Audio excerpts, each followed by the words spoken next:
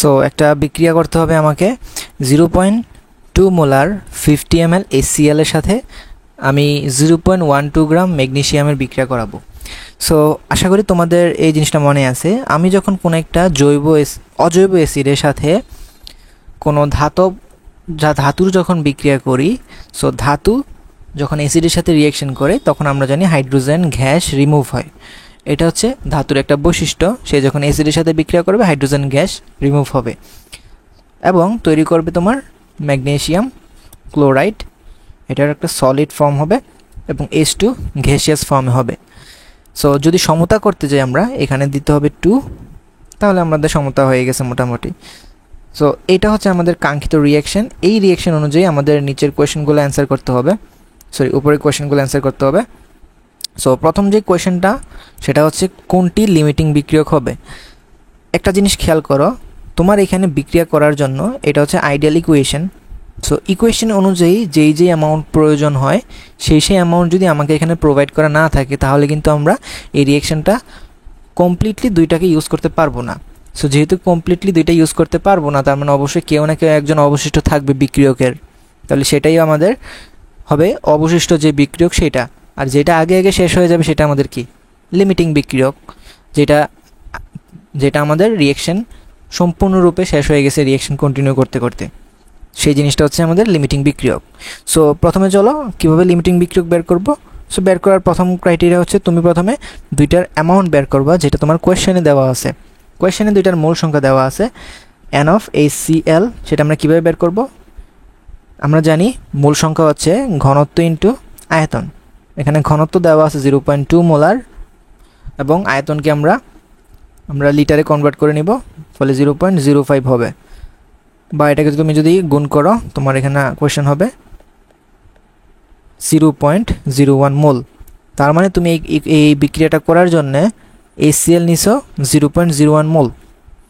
আচ্ছা, তাহলে দেখি যে বিক্রিয়া নেওয়ার জন্য তুমি ম্যাগনেসিয়াম কতটুকু নিয়েছো। আমরা জানি ম্যাগনেসিয়ামের কোনো একটা ধাতুর যখন তুমি মূল সংখ্যা বের করবা সেটা ইজি। ধাতুর যে ভর সেটাকে তার আণবিক ভর দ্বারা ভাগ করে দিলেই তোমার কাজ শেষ। 0.12 ডিভাইডেড বাই 0.24, যেহেতু দুইটাই গ্রামে আছে, এটা যদি আমরা করি দেখবো আমাদের রেজাল্ট হবে প্রায় 0.005 মোল। সো দুইটার অ্যামাউন্ট কিন্তু আমরা পেয়ে গেছি। HCl আমরা নিয়েছি 0.1 মোল আর ম্যাগনেসিয়াম নিয়েছি 0.05 মোল।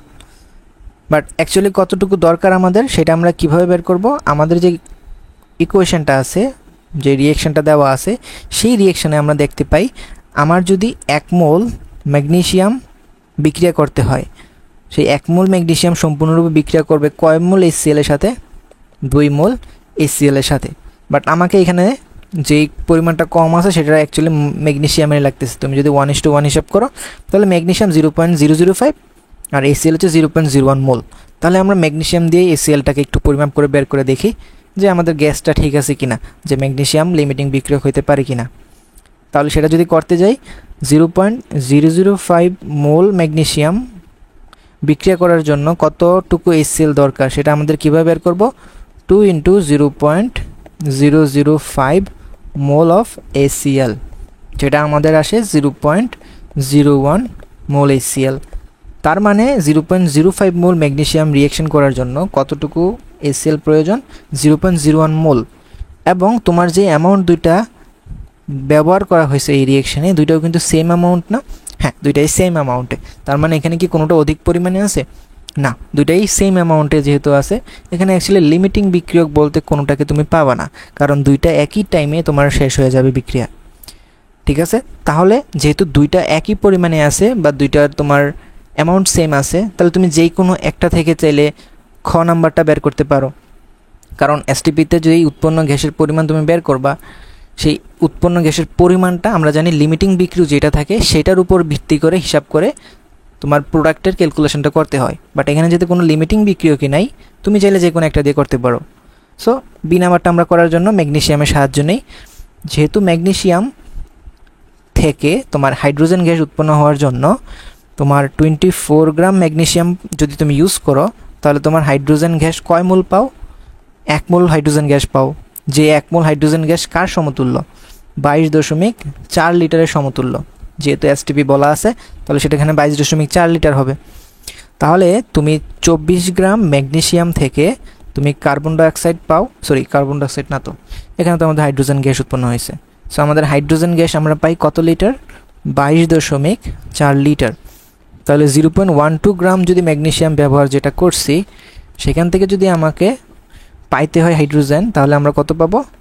22.4 into 0.12 divide by 24 litre equals 0.112 litre, যেটাকে তুমি যদি সেন্টিমিটার কিউবে নাও, আচ্ছা প্রথমে মিলিলিটার যদি নেই, 112 ml বা 112 সেন্টিমিটার কিউব।